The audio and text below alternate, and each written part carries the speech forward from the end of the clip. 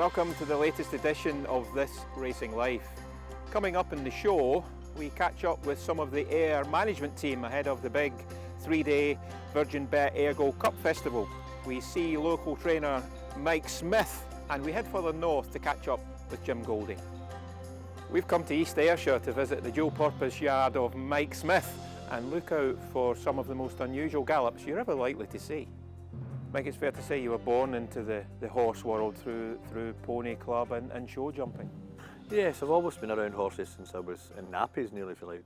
Dad had horses before, and my sisters, well, one of my sisters rode, my brother rode, my other sister didn't ride, but we all rode not through pony club with Eglinton Pony Club and had great fun. But we were one of the few Eglinton families that didn't do the games. We did the triathlon and eventing I did, and you know, we stolen the championships for that too, and thoroughly enjoyed it. I think you told me once you prefer horses to people.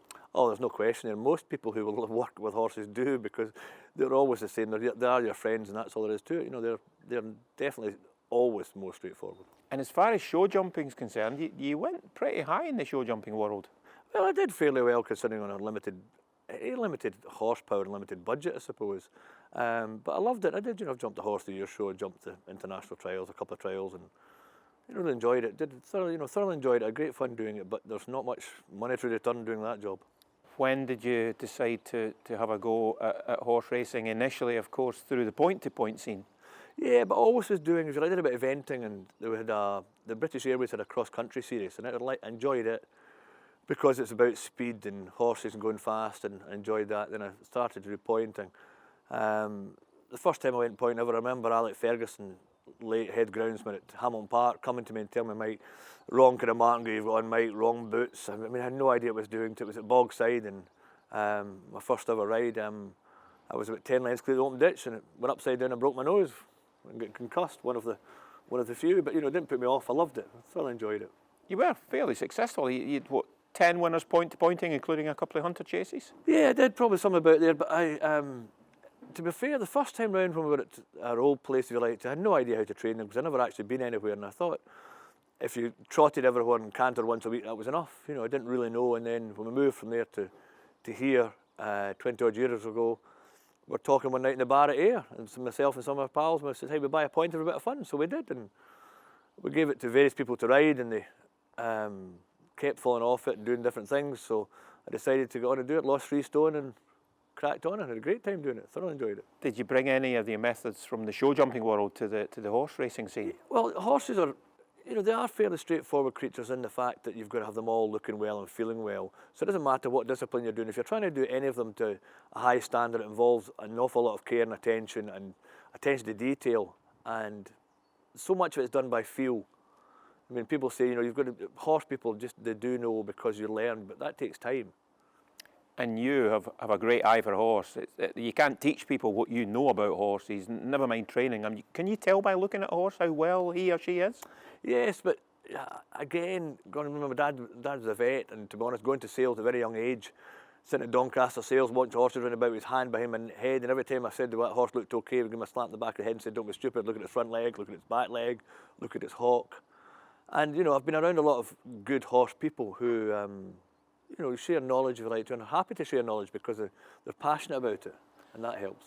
So show jumping through into the point-to-point scene, you had a permit, which meant you could train under national hunt rules. When did the next step become for the dual purpose licence so you could train in the flat? Well, the bit with the permit was tremendous and it was great fun, but you were so limited because it was only for ourselves. And then I had friends round about some of the boys who were actually an original pointer said to me, Mike, why can't we have one? I said, well, you can't until I change my licence. And it actually took a wee while to get my licence through because of the Howard Johnson thing going on. It took a long while with the BHA to actually finally approve, and because I suppose we're not as handy as some of the rest of the places to come and look at and talk to, but then got it sorted out and got my licence for that. Then having started with the national hunt, you love it and you think, well, okay, maybe this is maybe not a proper jumper, but maybe I was spinning the flat. So I decided to take it out and try, and I got a limited license. I was granted a license, but with the proviso that I couldn't run anything I'd never run before, and I couldn't run 2-year-olds just due to the lack of experience, they said, in the flat, which was correct, because I didn't have hundreds of flat experience. Very much self-taught in that front, if you like to. Nice Linda Perrott helped me a wee bit too, because I got on quite well with Linda, and you know, she'd be good for stalls work. She'd bring her them here for stalls, I take some to hers for stalls, and that helps a bit too. So you know, it's just growing, if you like, to, and I have grown to be a person who was strictly, if you like, national hunt, to enjoy the flat very much. Still very much hands-on as well. We mentioned you riding show jumping. You obviously rode a point-to-point winner or two and a hunter chase winner or two, and you still ride out most mornings. Yeah, well, to be honest, it's one of these things. Once you stop forever, if you like riding, and I do enjoy it. I really enjoy it. I thoroughly enjoy it.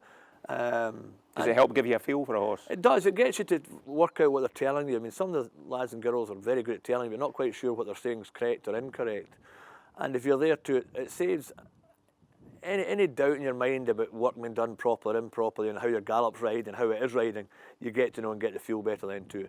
I obviously, due to basically my age and my size, I suppose, so I don't ride as many obviously as the girls do and the boys do, if you like, but you have the chance to ride the bigger horses, work out what's going on, work out how the gallop is, and work out how the other people ride beside each other, because it's funny how many of them can be, some of them can be very competitive with each other, which is not always the best idea at home, so you have to just assess the horses and the riders, and being beside them definitely helps. We've seen the gallops this morning, stunning gallops, and most unusual. Very different, if you like. In fairness, that's all down to my father. My father said rather than, it'd be kind of, although he's a vet, it'd be kind of old-fashioned farmer style too. You don't want to lose grass, and grass for horses is, you know, it's precious for cattle as well as horses. So he's be keen to use ground that was no use for anything else. Right, so they're through the woods there and up the side of the hill there is tremendous. It's actually very natural and very sheltered. What's the measurements of it all? We've a two and a half furlongs round gallop, which you can go, the way it is, it kind of joins onto the gallop, so you can go round one way then up the hill, or come back off the hill and go the other ways. You can go both ways, and there's a 4.5 furlong hill gallop too, which is tremendous, with a jumping strip through the middle, which we find actually very good, because in amongst the trees there, it's very natural for them, and the horses tend to jump easily and nicely without having a great deal of hassle for them. They enjoy it, and it's very good for first timers. Certainly looked happy this morning. Yeah, they're all in good form this morning, which is nice. But again, sun's out still too. They're all feeling well. You said to have an eye for a bargain. You've certainly, bought some horses cheap that have, reaped the reward for you. It's always been the kind of way you've got to, you're working back within your means, if you like, to an extent. And we've always had owners who are wanting an interest, a bit of fun, but they don't want to spend fortunes. They just say, they've got a budget, and it's fine. And to be honest, I don't have a problem with that. It's great. We've bought some very nice horses. You've Glasses Up, you've Flying Moon, you've Sophie P. There's stacks in it. Even like the Black Friday wasn't a dear horse, although he was bought before he came here. But we're very fortunate the fact that we're given. The owners want to back us, so to buy whatever standard horse they want to buy, I'm quite happy to buy. I mean, you've also, if you like, to recently we've bought likes of Tilsit there too, that was friendless at sale again too, and I can't understand why some of these are, but it's again, a nice horse is a nice horse, but you've got to, hope they're sounding well and go forward with them. You're sort of East Ayrshire, 20 minutes north of Ayr Racecourse, and of course it's the big Gold Cup festival coming up. That's a big 3 days for Scottish trainers, for every trainer in the north and from the south, to that matter. Definitely, everyone wants to run at the Western meeting. They're all mad to have runners, regardless of how good they are. They want to go because it's a popular meeting, it's a very good meeting, it's a high standard of horses.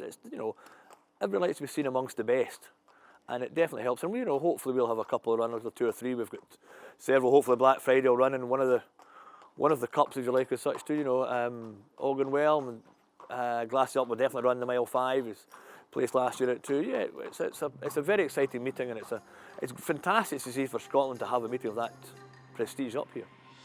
Racecourse Managing Director David Brown is looking forward to welcoming big crowds back over the 3 days. I think probably most people would recognise that the past sort of year and a half has been hugely challenging for probably most businesses, especially racecourses that depend on crowds coming in terms of both ticket sales, bar revenue, hospitality. So this is the first opportunity that we've had, really, Ayr, to have a significant crowd at one of our meetings this year. So yeah, absolutely thrilled, looking forward to it. And of course, not just racecourse revenue on race days. I mean, you have Sunday markets here, for example. Virtually no income coming in, I'm guessing, for about a year and a half. Yeah, the actual ancillary parts of the business have been severely affected. Obviously, we own a hotel here at Ayr as well, and of course the hotel's been closed for a year, so hugely challenging for. But then many businesses have been hugely challenged.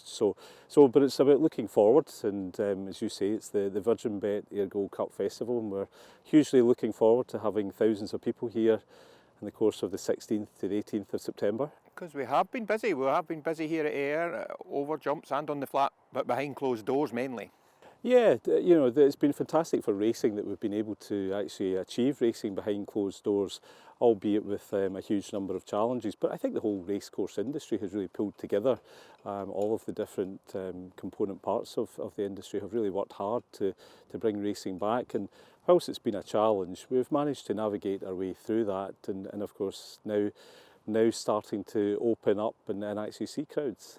And moving forward to the big meeting itself over 3 days, Virgin Bet, new sponsors of the whole meeting and the big race itself. So you must be delighted about that. Yeah, absolutely delighted. I mean, absolutely thrilled to have Virgin Bet on board. As we've mentioned before, it's one of their biggest sponsorships. It's one of their newest ones. So and it's a great platform for them to showcase their brand. And the 3 days themselves, I'm told, a really big crowd expected for the Saturday, and it builds up nicely with the Thursday and the Friday. Yes, it gradually builds up in terms of the Thursday, 2,000-3,000 there, it builds up into the Friday, and then something like 12,000 on the Saturday. So that's our biggest flat meeting of the year for us over the course of the 3 days, and of course lots of fantastic racing over the course of the 3 days. And as well as general admission, what's hospitality and all the boxes Well, and marquees looking like? Well, the fantastic thing about that is that clearly people have been looking forward to coming out again. So our hospitality sales are full, and we're just really looking forward to seeing lots of people here at the racecourse. And I'm really excited to see over 10,000 people here on the Gold Cup Saturday. Jim Goldie's enjoying a fantastic season. We've come along to speak to Jim and see some of his stable stars. It's a fantastic place to train horses. And it won't always be like this. No, but whatever the weather does, it's always interesting. If I get my geography right, we're looking this way towards Ayrshire and further on to the Isle of Arran, that way Paisley and Glasgow? Paisley and Glasgow is just over the hill. Our address is Glasgow, but we're a long way from Sauchiehall Hill Street. You can see your gallops behind you there. What we've got a round gallop, we've got the hill gallop as well, and you pride yourself in your cambered bend. It's cambered for a reason, because you obviously go harder now in it and less train the horse's legs, so it's the bend's cambered because we come round there at racing pace. No, the bends ride well. I remember trying to set them up. I thought it was easy, but I discovered that Clark's of course's jobs is not as easy as it appears, setting bends up. And the surface material? It started off as a sand gallop, and then I got plastic granules, and then I got rubber chip and a bit of carpet in it. And the latest bit I'm getting shredded tyres from a tyre factory at Kilburnie. That's made a big difference to it. The pandemic was a good bit because the gallop was shut for a while, so we did a lot of work in it. You know, the owners would be phoning and say, "Where's your dad?" "Oh, he's on the gallop." He'll be watching. The gallops we've seen then, they've served you well this year. You've had a tremendous season. Oh, it's been great. Obviously the plate's been on the bucket list for a long while. To go and win that, it's just brilliant. You know, it's just terrific. And Euchen Glen said he's another good year, you know, to be kind of competing in these group races at the level he does. It's fantastic. You've got quite a mixture as well. You mentioned two horses that middle distance and staying 2 mile handicap in the case of Nicholas T. You've a lot of speed in the yard as well. Well, it's the mares are bred for our two sisters to Black Jack Dexter, so you know, to Orienter, you know, so he just died this year, but he's been a great horse for us. He's obviously a group horse when we trained him, and he's bred group horses, which is you know, fantastic. Jack Dexter, Nicholas T. we've mentioned, and Tommy G, named after your grandsons. You've also got granddaughters. They haven't had any winners for horses named after them, Jim. You need to up the ante a bit. Well, it's fillies are probably more difficult. I'm not saying granddaughters are more difficult, but fillies are maybe we're just lucky with the geldings. We started off with Jack Dexter. Well, Gia Jamali was one. So my daughter get mentioned in that was Ali. So I thought my wife had named some horse a kind of Italian name. When I said, what's this, Gio Giamali? But here it was George Giaminali, so he won a silver cup. So that was the start of it. So we moved on to the grandkids, but I should maybe leave out Jimmy Fife. He called on Amy Blair, and it was a gelding. So After his daughter and son, Amy and Blair, I think that was. So I says, why did no get Blair Amy? And he says, my daughter wouldn't have it. We've seen the two boys, Jim Jr. and George, wife Davina, the daughters-in-law as well, and your daughter. It's a big family. It's a long while since Fair. Alison rode out. She got injured, but it wasn't actually riding horses. She was pulling for Scotland and Germany at tug of war, and she did her cruciate ligament. So she's never rode out since then because she's a bad knee. But I know Alison used to ride out as well. So, but the next generation's coming on. Alex has been riding out on a Saturday morning. Your granddaughter. My granddaughter. So it's she might go and win a race someday. But overall, a great season, and it's not finished yet. No, we've the Great Western meeting coming up, which is obviously a favourite, and looking forward to that as usual. And our owners love it. I think most of Yorkshire come up here as well, so it's a great festival. Ayr Racecourse head of PR Ian Ferguson tells us it's not all about the three big sprints. There's much more to look forward to over the 3 days. Let's hear what he has to say. It's mouth-watering racing, Gordon, over 3 days, particularly the Saturday, obviously, with the Gold and Silver Cup, Scotland's only group race, the Virgin Bet Firth Clyde Stakes, and of course, over the 3 days, some great horses, the Doonside Cup as well on the Saturday. So yeah, we're looking forward to it. And prize money for the big race itself, now sponsored by Virgin Bet. It's creeping back up again, and a strong entry, wasn't it? Yeah, it's always been Scotland's richest race. It's back to £150,000 this year. Great entry. We've still got, after the first scratching stage last week, we've still got 188 or 189 entered. Some great horses in there, some really highly rated horses. So we would think, anything over 98 plus will be the Gold Cup. 25 sprinters rated that highly. It's a tremendous thing to watch. Tom Marquand, of course, the winning jockey last year, but a certain Euchen Murphy, his career got launched big time when winning the race a few years ago. What a day that was for him, a big four-timer after all that. Yeah, I mean, he rode Highland Calori for his boss, Andrew Balding, to win the Ayr Gold Cup.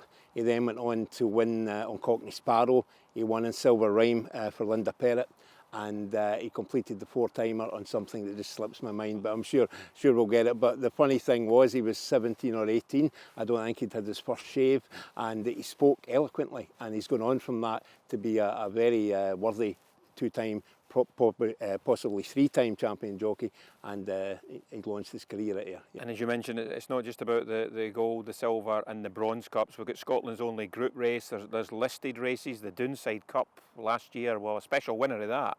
Yeah, I mean, I think I heard a certain trainer who trains not too far away from here saying that probably the best horse in the world at the time won the race, Adib, last year, and it certainly was a horse that was at the top of his game, and he went on to win another two Group 1s after that. And the Doonside Cup, in my opinion, is the best middle distance race north of York. It's a tremendous race, listed race. Always attracts top stables. Godolphin have won it 5 times over the years. We always see top quality horses and jockeys, and we look forward to this year's renewal. And I know we're not having a draw for the Virgin Bet Ayr Gold Cup this year, but that's not necessarily gone forever. We might be looking at something, returning in some shape or form further down the line. Yeah, I mean, you and I were at every single draw over the years, and we threw up some great conundrums for the trainers, especially if they come out early in the draw, deciding where they would go. But this year we don't have it, but hopefully in 2022 it will be back. We talk about the Scottish National being high up in betting turnover races as well. I don't have an actual figure, but I'm sure there's plenty of money wagered on the Ayr Gold Cup. Yes, and it's great to have a betting company sponsoring Virgin Bet, a global brand, and they'll be looking to offer incentives for people, maybe first 5 places and whatever, so that's good as well. And as I say, 25 runners, plenty of horses, stables, favourite jockeys to pick from. But it's the Friday as well. Gordon's a great day's racing, as you know, with the Harry Rosebery Stakes, won last year by Winter Power, has just recently won the Nunthorpe. So it shows the quality of horses that are attracted to Scotland's top flat racing fixture. Going into a big festival, track conditions are probably the most important thing over the 3 days. Let's find out more from Clerk of the Course, Graham Anderson. Well, Graham, this is where it all starts, the 3 big sprints from the 6th pole. How's the track looking for the time of year? Really good condition, Gordon. Obviously we had a very wet winter, as we normally do in the west, but we've had an exceptional summer this year, to be fair. We've done a lot of maintenance to it. Got a lot more done than we usually would. You know, usually we're fighting between race days and weather, but no, we've been really good this year. We've got plenty done and it's in great order at the moment. Looking at some work, is this drainage? It looks sand slits, what would you call that? Yep, these are sand slits. We've done some drainage in the off season and now we're just doing topping up with the sand slits just to connect the drains together.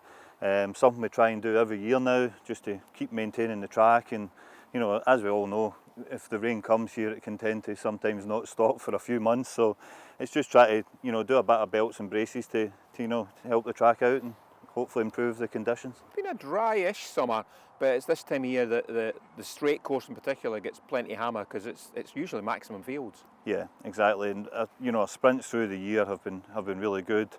We've raced, I think, more times this year than some other years. We started really early at the end of April this year, which, to be fair, over the last few years, down to weather, we've been unsuccessful in. So we've probably raced more this year than we have done. But again, the summer we've had has certainly helped us out.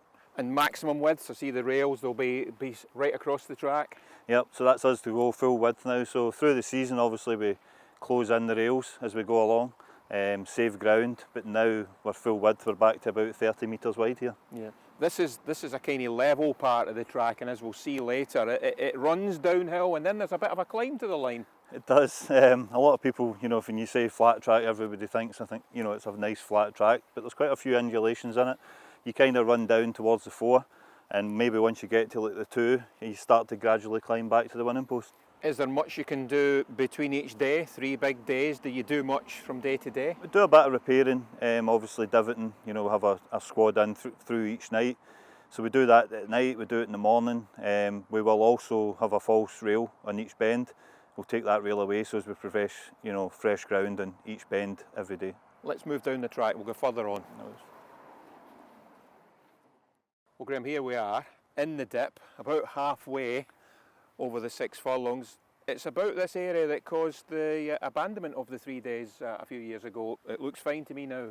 Yep, touch wood, obviously no issues since then. This is where we started our whole new drainage programme, which we're continuing each year to try and, you know, at the end of it, our goal will be to completely have a new drainage system in the whole track. So we've started in the home straight and we've done, you know, more than a furlong each year just to try and complete that. But we're just in that area at the moment. But yeah, this is where you kind of come into your dip, and just down here at the 2 is where you kind of start to slowly, gradually have a climb up to the winning post. I'm amazed by the width of the track, and just talking about the straight course, the 6 furlongs here, do you find the ground generally rides the same all the way across, all the way from start to finish? Yeah, pretty much. I think in any track you'll always have an area that's maybe, you know, a wee bit quicker or it's a wee bit easier in some places. You try and get the consistency obviously, but yeah, I think for the size of the area we have and the distance you're covering, it's pretty much the same from rail to rail. And just looking at the covering of grass as well, it slopes one way just slightly across to the inner, and we should remember as well, you talk about work on the straight course, not all the action over the 3 days is on the straight course. We've got a round course with some good races on it as well. Absolutely, Gordon, yep, you've got quite a few, you know, listed races and things covering over that side, you know, the mile 2 and the mile. So yeah, it's not just about the sprint course, which is another reason that our drainage programme is obviously including the back straight as well. It's back to having to try and keep that consistent ground and preparing for wet weather as it comes in, and try and basically kind of have an overall track where you're producing the same ground. And Graham, I always meant to ask you, do you get often input from trainers or indeed jockeys walking the track and you asking you about what the ground might be or their opinion? Yeah, definitely. I think over this meeting more than others, you have a lot of jockeys about, you know, every meeting jogging or walking, but especially at this meeting, you'll have a lot more trainers, you know, probably make the journey to come here. We're quite a wee bit away, so they probably come for this meeting and you'll see a lot of people out here on the track. Have you not got a funny story about Franny Norton and his umbrella prior to winning the Ayr Gold Cup? Yeah, 2011 I think it was, Franny Norton. We met him on track and he was testing various parts of the track using a golf umbrella and decided that he would pick his line in the centre, and yeah, he went on and won with Earl Jonathan, coming straight down the middle. We have this age-old sort of conundrum as well, far side or stand side. So far side, stand side. Yep. Does the Clerk of the Courts have any idea leading into the big days? Do you ever prove right which side's best? So we have a kind of ongoing thing where the winner might come from. I've never been right yet. I don't know if that's a good thing or a bad thing, but nah. Listen, there's always people who say there's a bias or there's a, you know, an easier bit or a firmer bit in the ground, but I don't see it. Our going stick doesn't tell that either on race mornings. It's pretty even. You're usually within a point of each other, so it's marginal. And I know for the gold and the bronze and the silver, the stalls are right across the track, usually maximum fields. This summer and spring, you've had the stalls mainly in the centre of the straight course. Is that to save a bit of wear and tear? A bit of wear and tear, and it also lets them kind of pick a line whether they want to go to a rail or down the centre. It's, you know, through our whole season, you're thinking of September, you know, and that's not taking anything away from anybody else that runs through the year. It's just trying to save ground. So put them in the centre, they kind of seem to vary their running more, whereas if you stuck them on far side or stand side, they would stick to that, and then you would end up, you know, with a bit more damage in the one section. Sorry. Let's head on then for the closing stages. I'll try to keep up with you, Graham. Come on. Well, Graham, here we are, nearly at the end of our journey for the sprinters at Ayr, but it's not the end of your job, is it, when the horses cross the line? Do you do much between races, you guys? Yeah, there's obviously plenty going on. Your ground staff will come out and divot what they can, you know, from the previous race, and I think from my side of things, you're clearing the first, second, third and fourth away, and then obviously trying to race to get them out of the stables and back in for the next race. Usually you have about 30 minutes, but it's a quick 30 minutes. And we're bang on the line now. The stands behind us will be rammed, particularly on Virgin Bet Ayr Gold Cup Day. You've been here at Ayr, 22 years on the ground staff and also as clerk of the course. Yep. The memories must come flooding back on big days. Yeah, there's plenty of them from both sides of the fence, I suppose. I think, you know, as a groundsman, you're desperate to, you know, have perfect ground for the horses and trainers and keep everybody happy, which, you know, is an impossible job, but that's your aim. And I think walking away at the end of the 3 days and you've had a success, it's a great feeling. And I think from the clerking side of things is the same. You know, you want the runners, it's about runner numbers and it's about, you know, everything else, the going and keeping everybody happy, and it's a huge juggling act. But yeah, it's great enjoyment, but there's a lot of good memories and there's a few bad ones as well. Do you get a buzz into the big days in particular? Do you get excited? Yeah, absolutely. Big match nerves? Yeah, absolutely. For me, you know, it's what we're in it for. The big meetings is what it's all about. We treat every day the same and our preparation's always the same, you know, going and rail and providing the best ground you can. But for the bigger meetings and you're expecting, you know, 10, 12,000 people, whatever it is, that's the days you get the buzz on. The pressure comes on, you know, the spotlight's on you a wee bit more with, you know, TV and things like that, and it's great. It is. It's what we thrive on, I suppose. And it's all year round for you guys. I know this doesn't signal the end of the flat at Ayr, but before long you'll be getting the jumps track ready. Yeah, we're busy on them just now. Yeah, but I think we race the Gold Cup and then we have a meeting, 2 meetings straight after that. You know, end of September and beginning of October, and then 2 weeks later we start jumping for the winter. So the Saturday after the big day, so to speak, you'll be ready for the feet up and well, a glass of something strong. Yeah, I don't know if the feet will be up, but there'll be probably a few glasses or something. Yeah. Well, that's it for another This Racing Life. We hope you've really enjoyed it. Thanks to everyone that took part, and we'll see you again real soon.